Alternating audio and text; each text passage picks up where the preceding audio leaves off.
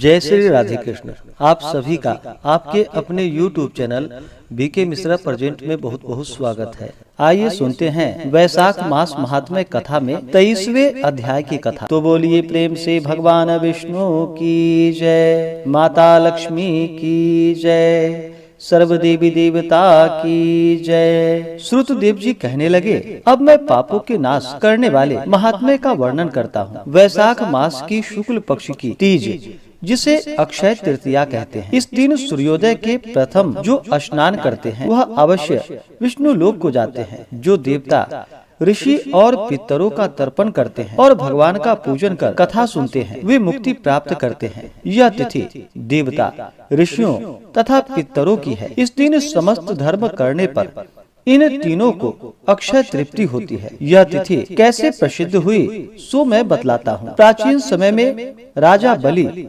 और इंद्र का घोर युद्ध हुआ। इंद्र बलि को जीतकर फिर पृथ्वी पर उतथ्य ऋषि के आश्रम में गया। वहाँ उसकी मंदगामिनी गर्भिणी पत्नी को देखा, जिसकी कमर में स्वर्ण सूत्र में बंधी हुई किंकणी शोभा दे रही थी। अनेक प्रकार के सुंदर वस्त्र पहने मधुर भावनी मंद मंद हास्य युक्त शोभा दे रही थी। उसके कुंभ सदृश कुछ खुले हुए नील कमल के समान नेत्र शोभा को प्राप्त हो रहे थे। केतकी के उदर के समान पवित्र और मनोहर कपोल वाली परिश्रम में श्वास लेती हुई पर्णकुटी की तरफ मुख करके पलंग पर सोई हुई थी। उसको इस प्रकार सोते हुए देखकर इंद्र काम के वशीभूत होकर बलपूर्वक उसके साथ भोग करने लगा। तब गर्भस्थ बालक ने अपने पैरों से योनि मार्ग को ढक दिया, जिससे इंद्र का वीर्य पृथ्वी पर गिर पड़ा। इस पर इंद्र ने क्रोधित होकर शिशु को श्राप दे दिया कि तू इस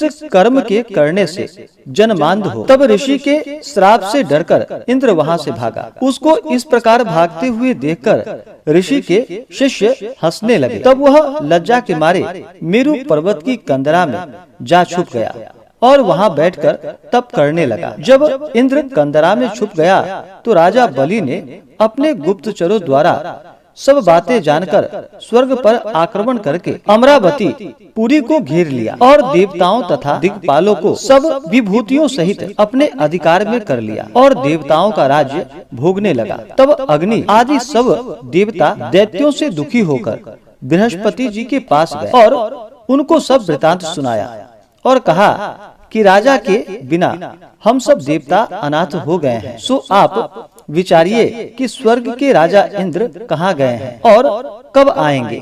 तब देवगुरु बृहस्पति जी ने इंद्र का रसातल में बलि को जीतकर उतथ्य के आश्रम में जाना और ऋषि पत्नी के साथ बल पूर्वक भोग करना एवं शिष्यों से अपमानित होकर कंदरा में छुप जाने का समस्त वृतांत देवताओं को सुनाया और कहा कि अब इंद्र सची के सहित वही गुफा में घुसा हुआ है। वह अपने किए हुए कर्म पर पश्चाताप कर रहा है। तब सब देवता उसी कंदरा में पहुँचे और उसमें बैठे हुए इंद्र को देखकर सब उसके बल वीर्य की प्रशंसा कर कहने लगे कि हे देवताओं के स्वामी, आपके बिना दैत्यों ने हमको बड़ा क्लेश दिया है। हम स्थान भ्रष्ट होकर फिर रहे हैं। अब आप चलकर शत्रुओं का दमन करो।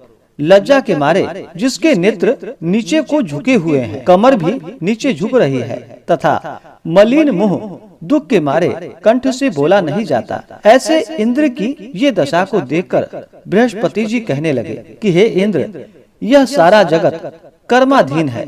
मान अपमान, सुख दुख, लाभ हानि सब कुछ पूर्व जन्म संचित कर्मों का फल है। चतुर मनुष्य दुख में चिंता नहीं करते और सुख में प्रसन्न नहीं होते।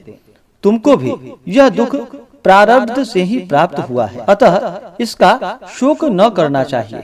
इंद्र कहने लगा कि पर स्त्री गमन के दोष से मेरा बल वीर्य मंत्र शक्ति विद्या शक्ति सब कुछ नष्ट हो गया है। इसी कारण मैं यहाँ गुप्त निवास कर रहा हूँ। इंद्र की यह बात सुनकर सबने इंद्र को बल देने का विचार किया। बृहस्पति जी ने कहा कि हे इंद्र, भगवान प्रिय इस वैशाख मास की सभी तिथियां अत्यंत पुण्यदायक है। अक्षय तृतीया को, जिसमें स्नान आदि से मनुष्य के हजारों पाप नष्ट हो जाते हैं और वीर्य तथा ऐश्वर्य बढ़ता है, तुम स्नान आदि करो बृहस्पति जी के ऐसे वचन को सुनकर इंद्र ने अक्षय तृतीया का स्नान दानादि वैशाखोक्त धर्म किया, जिससे उसके बल वीर्यादि सब पूर्ववत बढ़ गए तथा पर स्त्री गमन दोष भी नष्ट हो गया।